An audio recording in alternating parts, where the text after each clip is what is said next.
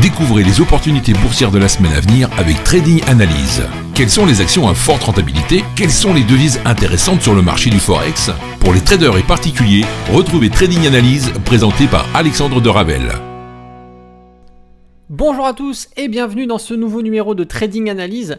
Nous sommes le dimanche 25 avril 2021 et aujourd'hui dans cette vidéo je vais vous présenter des nouvelles actions qui seront intéressantes à suivre dans votre liste de suivi, puisqu'elles vont présenter probablement un potentiel d'achat ou de vente, on verra en fonction de ce que je vous présente, en swing trading, et même pourquoi pas en intraday, du coup prendre des positions dans le sens du mouvement. Alors petite parenthèse, aujourd'hui il s'agit de mon anniversaire, je fête mes 28 ans. Voilà, et donc pour cette occasion, mon équipe et moi-même, on a lancé une promotion, c'est-à-dire qu'on propose moins 28% de réduction sur toutes les formations que je propose sur Alex Trading, et c'est seulement jusqu'à ce soir minuit. Voilà, donc vous avez que aujourd'hui pour pouvoir profiter de cette offre qui est due à mon anniversaire. Voilà, donc ça c'était la fin de la petite parenthèse. J'ouvre aussi une deuxième parenthèse. Vous avez été nombreux, à m'envoyer des messages pour me remercier du Trading Analyse de la semaine dernière, puisque les objectifs qui ont été fixés ont été touchés assez rapidement, en quelques jours, en 2-3 jours grand maximum en moyenne, et donc vous avez été nombreux à avoir profité de cette opportunité, d'avoir pris vos positions à l'achat dès que vous aviez eu vos signaux par votre stratégie, et donc par la suite forcément réaliser d'importants bénéfices. D'ailleurs, petit clin d'œil à Kevin, qui démarre sa deuxième semaine d'apprentissage et qui a déjà remboursé la formation qu'il a acquis chez Alex Trading, justement par l'intermédiaire d'un trade pris via le Trading Analyse de la semaine dernière. Donc c'était le petit clin d'œil, j'ai vu qu'il a envoyé un message sur les réseaux sociaux, donc merci à lui de sa confiance, et puis félicitations encore une fois. Alors pour aujourd'hui, je vais vous présenter déjà comme première action Airbus. Airbus qui est une action qu'on connaît tous, que je vous ai déjà présentée dans certains numéros. Et aujourd'hui, on retrouve une configuration qui peut être intéressante. Alors, je vais partir sur mon graphique journalier. On va comprendre pourquoi. Voilà. Ce qui s'est passé, tout simplement, on a eu une entrée en zone de surachat sur ces niveaux-là, d'accord. On est venu tapoter les 95 et sortie de zone de surachat, correction, et on a rangé. On a rangé, grosso modo, le range, il est du 24 novembre 2020 jusque lundi 22 février 2021. Donc ici, on a eu un range de plusieurs semaines, plusieurs mois. Et forcément, au bout d'un moment, quand on fait du swing trading dans ces genres de configuration, c'est pas forcément intéressant. Ou alors, on ne prend que des petits mouvements avec des achats rebonds sur les supports et résistances donnés par ce range. C'est passé quelque chose d'intéressant, on a cassé les 95 et vous voyez qu'on allait chercher un nouveau plateau sur les 104. Les 104 qui est un niveau qu'on est revenu chercher encore le 19 avril de ce mois-ci avant de repartir à la baisse. Maintenant, ce qui se passe, c'est qu'on a l'impression de former un nouveau range qui se situe entre les 95 et les 104. Nos moyennes mobiles sont bien orientées à la hausse, donc ici on va plutôt aller chercher des mouvements à l'achat, notamment quand on regarde le stochastique et le RSI, on est en zone de progression haussière. Alors pourquoi je vous présente cette action aujourd'hui? Pour plusieurs raisons. Premièrement, les 3 dernières bougies ici viennent s'écraser contre notre moyenne mobile 50, donc on voit bien que cette moyenne mobile joue bien rôle ici de support. On est à proximité de notre bas de range sur les 95 et on a ici le RSI qui rebondit à 2 reprises, 1 et 2, donc là on est peut-être en cours de rebond nouveau, mais on est contre la zone de neutralité des 50%. Donc ça peut avoir une pertinence ici d'avoir un nouveau rebond, d'accord? Donc ça c'est une première indication. La deuxième indication c'est l'écrasement sur les moyennes mobiles, l'orientation des moyennes mobiles, troisième indication. On va voir le bas de range ici, donc bon, c'est plutôt, on va plutôt chercher à faire un achat dans ces conditions. Et le stochastique, effectivement, on a un micro mouvement baissier, on le voit bien ici avec nos chandeliers, mais il est mis en évidence par le stochastique. Mais on reste en zone de progression haussière et le stochastique, lui, se rapproche de la zone de neutralité. Donc on peut avoir une réaction sur ces niveaux-là, d'accord? Les niveaux des volumes sont stables, on reste de temps en temps, on vient chercher notre moyenne mobile 50 qui est donc la moyenne des 50 dernières données de volume, et ici voilà, on voit qu'on a une progression qui est assez stable, d'accord. Donc pas de signaux qui sont alarmistes, c'est-à-dire pas trop de gros volumes ou pas de petits volumes qui mettraient en perspective un possible mouvement baissier, comme on avait eu ici, comme on avait eu ici sur le 22-23 décembre, on avait des mouvements, des petits volumes vraiment rikiki, et qu'est-ce qu'on a eu quelques jours après? On a plongé un petit peu, on est allé jusqu'au plus bas, 82, voire 81. Donc ça peut être annonciateur de mouvements baissiers d'avoir une perte de volume, parce que ça peut être un manque d'intérêt des investisseurs, du moins des gros portefeuilles. Et donc ici, on voit qu'on reste quand même dans la normalité. Donc on peut avoir une continuité haussière. Donc le take profit, le stop loss, où est-ce qu'on mettrait tout ça? Donc par rapport à ce niveau-là, effectivement, le premier objectif se situerait sur les 100, d'accord? Par le prix, on a un prix psychologiquement intéressant, chiffre rond, donc zone potentielle de résistance. D'ailleurs, on a travaillé sur ces niveaux-là si on regarde précédemment sur les bougies. Mais le problème, c'est que ça viendrait nous faire prendre une hausse à peu près 1,52% pour un stop loss qui serait situé en dessous des 95, et on aurait un stop loss à 86. D'accord? Donc là, le premier objectif n'est pas intéressant dans ce scénario. Cependant, le deuxième objectif qui se situe sur les derniers plus hauts à 104, lui, nous ferait prendre 5,70, 5,60, 5,70, et ce qui fait qu'on a un ratio légèrement supérieur à 1 pour 1. Donc vraiment, prendre un trade pour clôturer à 100, c'est pas vraiment ça qui va nous intéresser, parce qu'ici, en termes de risque, de risk-reward, on n'est pas très intéressant. Cependant, voilà, il faut aller chercher au moins les 104 pour devenir intéressant sur ce trade. Donc bien sûr, il faudra adapter la taille de votre position pour que le stop loss corresponde à la perte maximum que vous autorisez par trade. Ça, c'est votre travail, bien sûr. Et il faudra aussi chercher un point d'entrée à l'achat sur des unités un petit peu plus courtes pour pouvoir rentrer sur votre swing.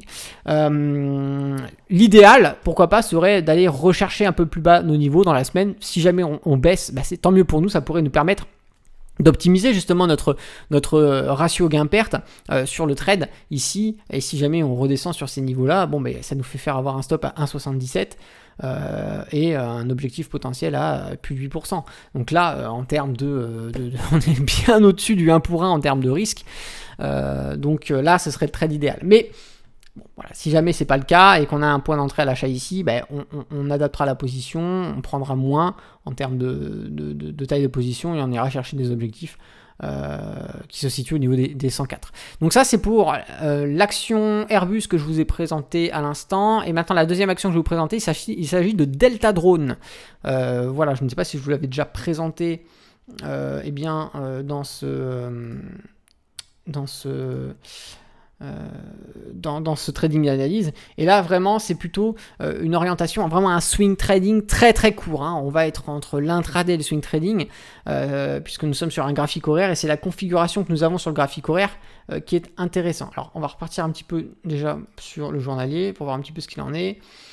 Journalier, vous voyez qu'ici, on a très bon mouvement baissier, et on vient chercher un plateau sur les 0,210 qui était le dernier point bas qu'on avait ici du 29 octobre jusqu'au à peu près 10 novembre 2020.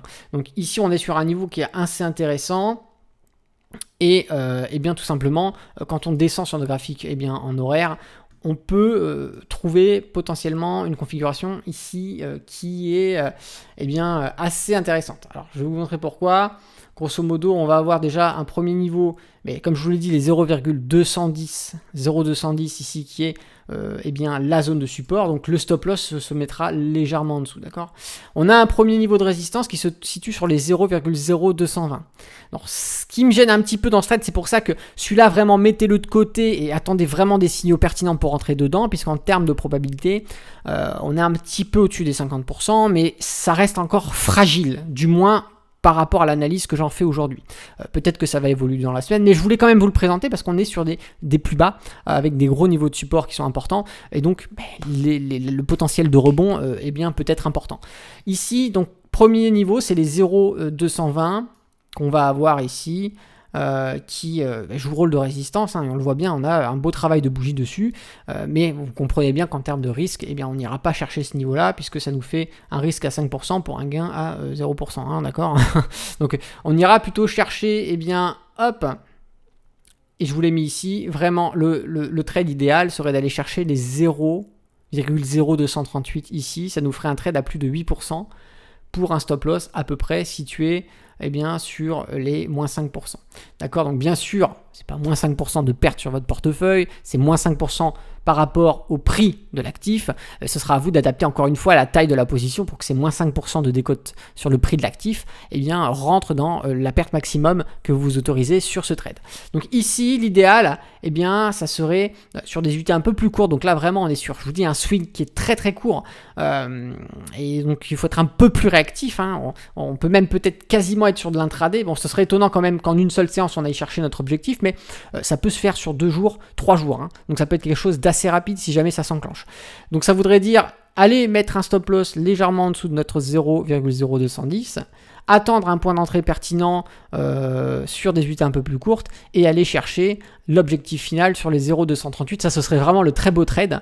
On a du potentiel, mais comme je vous l'ai dit, les probas, on l'a vu sur les grosses unités journalières et hebdomadaires, vous verrez, on est un petit peu vraiment orienté à la baisse, mais on est sur les plus bas. Voilà, c'est ça qu'il faut retenir. Donc, pourquoi pas mettre en place une stratégie de clôture partielle avec une clôture partielle sur les 0,0226, une autre clôture partielle sur les 0,0230 et une clôture totale sur les 0,0238. Ça pourrait être, assez intéressant. Je vais vous remonter en journalier, pour vous dire que c'est une action qui ne cesse que de perdre de la valeur, mais néanmoins, on a du volume sur ce genre d'actifs, donc ça reste assez intéressant pour pouvoir prendre des petites positions assez courtes. En journalier, je vous l'ai dit, on n'ira pas chercher des grands mouvements où on ira taper les 0,03, etc. On reste sur du swing trading très court, limite on est entre l'intraday et le swing trading. Et si je vous mets un graphique hebdomadaire, il n'y a pas photo, on voit bien que c'est un actif, on ne prend pas cet actif pour faire de l'investissement long terme, vous voyez, c'est ça que je veux dire.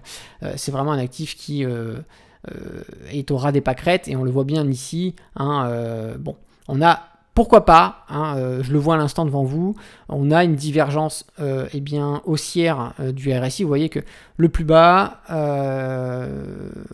pas réellement, puisque on a quand même des sommets qui sont un peu plus hauts, donc on a un suivi tranquille du RSI, mais néanmoins on a eu plusieurs reprises des entrées en zone de survente, et là on a une sortie et on a l'air de vouloir venir chercher la zone de neutralité. Donc pourquoi pas à un moment donné passer au-dessus des 50% pour reprendre une micro tendance haussière qui irait chercher des niveaux, pourquoi pas, je pense un 0,1, ça c'est possible. Là encore, c'est que des suppositions, mais pour ce que je vous présente ici, ce qui nous intéresse vraiment, c'est notre graphique horaire avec éventuellement la configuration qu'on a là. On sait qu'on a déjà fait des plus hauts allant chercher les 0,0264, donc on a du potentiel de marge ici.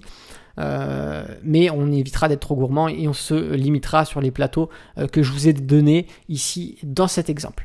Voilà, écoutez, en tout cas, je vous remercie d'avoir suivi ce numéro de Trading Analyse. N'hésitez pas dans les commentaires à dire un petit peu les actifs qui vous intéressent. Si vous avez trouvé d'autres opportunités, partagez les opportunités que vous avez détectées sur les marchés à la communauté. Moi, je vous présente 2 actions ici, mais peut-être que parmi vous, il y en a d'autres qui ont trouvé des configurations intéressantes sur les marchés US, sur les marchés asiatiques, etc. Donc, n'hésitez pas à le faire savoir dans les commentaires.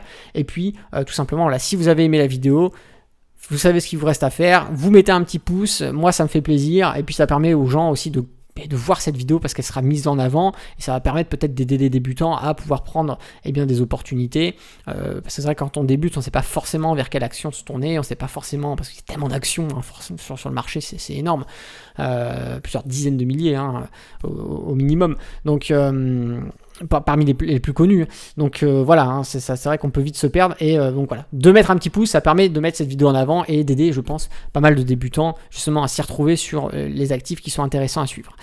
Et puis si vous n'êtes pas abonné à la chaîne YouTube, abonnez-vous en cliquant sur s'abonner, activez la cloche, c'est très important, ça vous permet de recevoir directement la notification, vous êtes averti dès qu'une vidéo sort sur la chaîne YouTube. Donc comme ça, comme il y a un Trading Analyse qui sort le dimanche, hop, vous l'avez tout de suite, vous recevez une notification sur votre application, par exemple YouTube sur votre téléphone, ou alors quand vous ouvrez YouTube, vous avez une petite notification qui apparaît sur votre page pour vous dire Alex Trading a sorti votre vidéo Trading Analyse du dimanche. Comme ça vous permet de rester au courant vraiment de tout ce que je fais sur la chaîne YouTube. Je rouvre la petite parenthèse, n'oubliez pas que aujourd'hui c'est mon anniversaire, 28 ans, et donc moins 28% sur l'ensemble de mes formations, et c'est seulement jusqu'à ce soir, et après ce sera tout simplement terminé. Mais je vous remercie en tout cas, c'est Alexandre de Trader Indépendant. Moi je vous dis à bientôt dans une prochaine vidéo, et d'ici là, tradez bien sur les marchés financiers. Ciao.